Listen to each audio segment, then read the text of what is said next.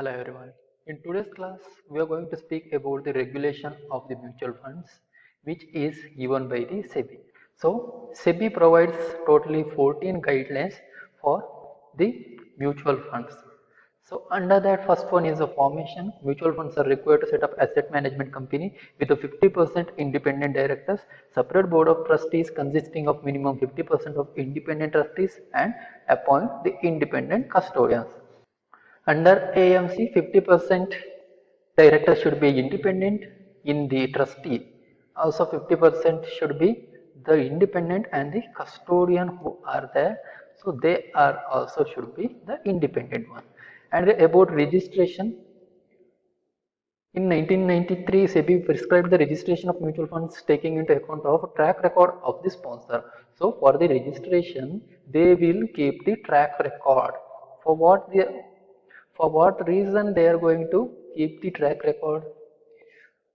To know the consistency of the sponsor. For example, they cannot allow Vijay Mallya to provide the mutual funds. He cannot be the fund sponsor for any mutual company, correct? Documents, the offer documents of the schemes launched by mutual funds and the scheme particulars are required to be vetted by the SEBI. Vetted means it is nothing but pre-verified. Okay, so each and every products of the mutual funds should be re-verified by the SEBI.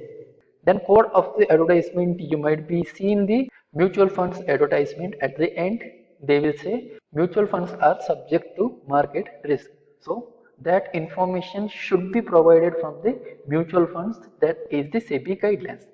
Assurance of the return, there is a rule to provide the minimum guarantee of the return.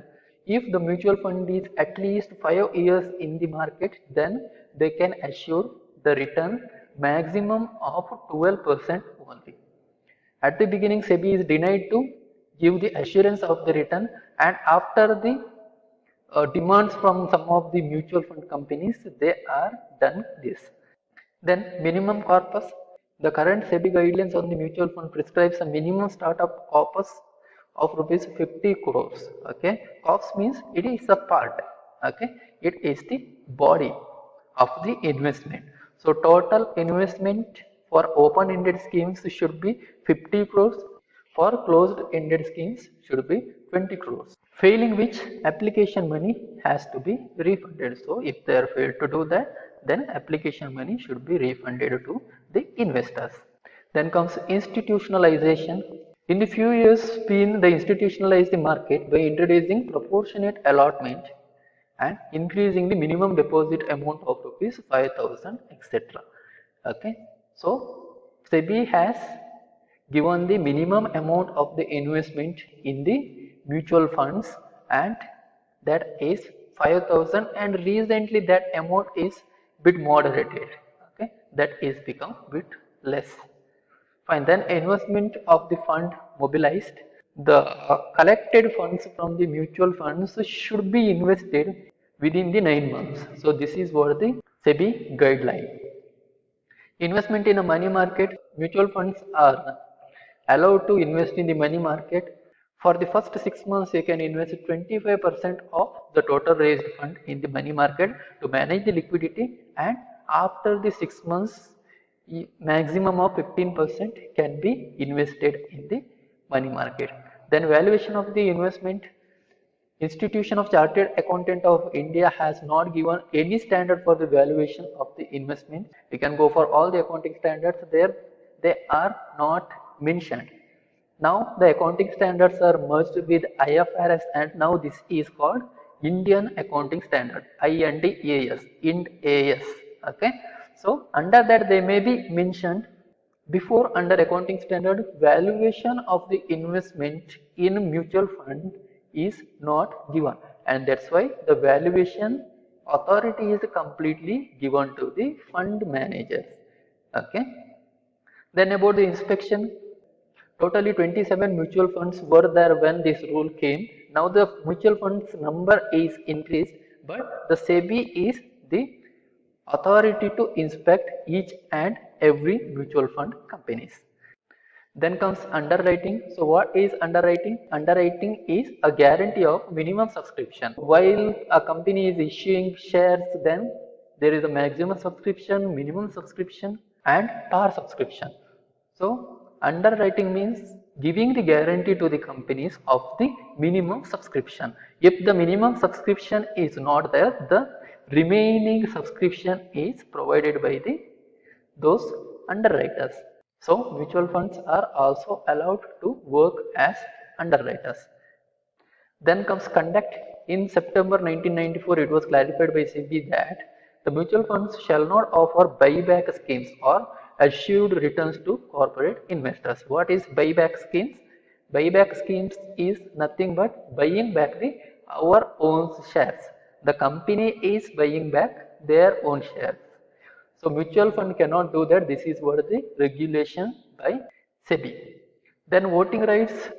Obviously, mutual funds are going to invest in the equity shares. The mutual funds are treated as the shareholders, not the investors in the mutual funds. But the mutual fund company is treated as the shareholders, and as a shareholder, that mutual fund company has the right to vote. Okay, voting powers are also given to mutual funds. So these informations you can get it in the your article library. I'm going to provide this particular material once we are done with this particular chapter. Even you can search in internet, you will get the information. And very recently, just a week before, latest directive by the SEBI is slapping the limit on the stock market investment of the multi-cap schemes. So before understanding multi-cap schemes, we need to understand the different types of the investment in the mutual funds. So under mutual funds, there are different types. I have clicked for the mutual funds, you can check.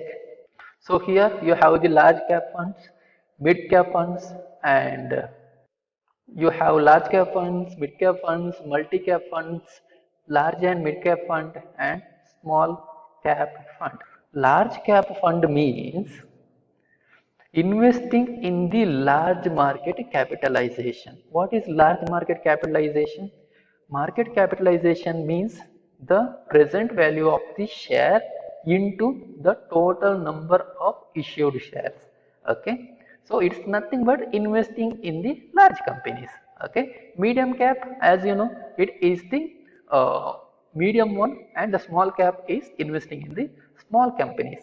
What is multi-cap funds then? So investing in all types of these companies is called multi-cap funds. For that, recently SEBI has given some of the restrictions. So what is that restrictions we are going to study? As a mutual fund, if you are investing 10,000 in the multi-caps, multi-cap is nothing but the combination of all the three types: large cap, mid cap and small cap. If you are investing in multi-caps, minimum you should invest in small cap of rupees 2,500, means it is nothing but 25%, and minimum you should invest in mid cap, that is also 25%, and the minimum amount you should invest in the large cap. This is the minimum proportion which is given by the recent guidelines from the SEBI. 25% minimum in each type is mandatory now, and you can change the proportions.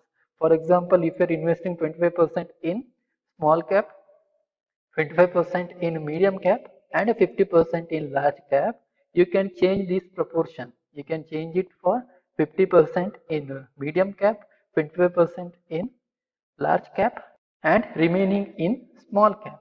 So like this you can manage your mutual fund. This is the recent structural changes about the mutual fund investment in multi-cap